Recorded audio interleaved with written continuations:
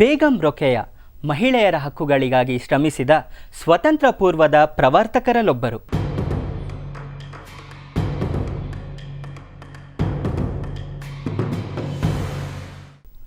ಬಂಗಾಳದ ಸಂಪ್ರದಾಯಸ್ಥ ಕುಟುಂಬದಲ್ಲಿ ಜನನ.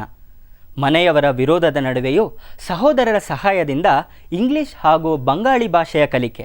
18ನೆಯ ವಯಸ್ಸಿನಲ್ಲಿ ಬಹದ್ದೂರ್ ಶೆಖಾವತ್ ಅವರೊಂದಿಗೆ ವಿವಾಹ. ಮಹಿಳೆಯರು ಆರ್ಥಿಕವಾಗಿ ಸಬಲರಾಗಲು ಶಿಕ್ಷಣ ಸಹಕಾರಿಯಾಗುತ್ತದೆ ಎಂಬುದನ್ನು ಅರಿತು ಬಾಲಕಿಯರ ವಿದ್ಯಾಭ್ಯಾಸಕ್ಕಾಗಿ ಶಾಲೆಯೊಂದನ್ನು ಕಲ್ಕತ್ತಾದಲ್ಲಿ ಆರಂಭಿಸಿದರು.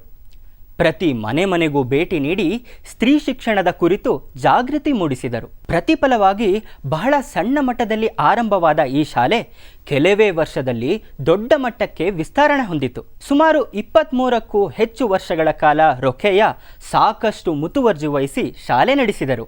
ಆಗಿನ ಕಾಲದ ಕರ್ಮಠರ ತೀವ್ರ ವಿರೋಧದ ನಡುವೆಯೂ ಮಹಿಳೆಯರಿಗೆ ಶಿಕ್ಷಣ ಕೊಡುವಲ್ಲಿ ಯಶಸ್ವಿಯಾದದ್ದು ಇತಿಹಾಸ.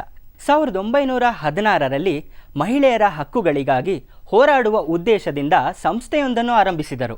ವನಿತೆಯರ ಮೇಲೆ ದೌರ್ಜನ್ಯವನ್ನು ವಿರೋಧಿಸುವುದರ ಜೊತೆಗೆ ಸ್ತ್ರೀಯರಿಗೆ ವಿದ್ಯಾಭ್ಯಾಸ ನೀಡುವ ನಿಟ್ಟಿನಲ್ಲಿ ಈ ಸಂಸ್ಥೆ ಅನೇಕ ಕ್ರಮಗಳನ್ನು ಕೈಗೊಂಡಿತು. ಪತಿಯ ಬೆಂಬಲದೊಂದಿಗೆ ಬರವಣಿಗೆಯ ಆರಂಭ ಮಾಡಿದರು. ಬರಹಗಳ ಮೂಲಕ ಸ್ತ್ರೀ ಸ್ವಾತಂತ್ರ್ಯದ ಅನಿವಾರ್ಯತೆಯ ಬಗ್ಗೆ ಅರಿವು ಮೂಡಿಸುವಲ್ಲಿ ರೋಕಯ್ಯ ಅವರ ಪಾತ್ರ ಮಹತ್ವದ್ದು. ರೋಕಯ್ಯ ಶೆಖಾವತ್ ಎಂಬ ಈಕೆಯ ಹೆಸರನ್ನು ಬೇಗಂ ರೊಕೆಯ ಎಂದು ಬಾಂಗ್ಲಾದೇಶದ ಜನರು ಇಂದಿಗೂ ನೆನಪಿಸಿಕೊಳ್ಳುತ್ತಾರೆ. ಬೇಗಂ ಎಂದರೆ ರಾಣಿ ಎಂದರ್ಥ.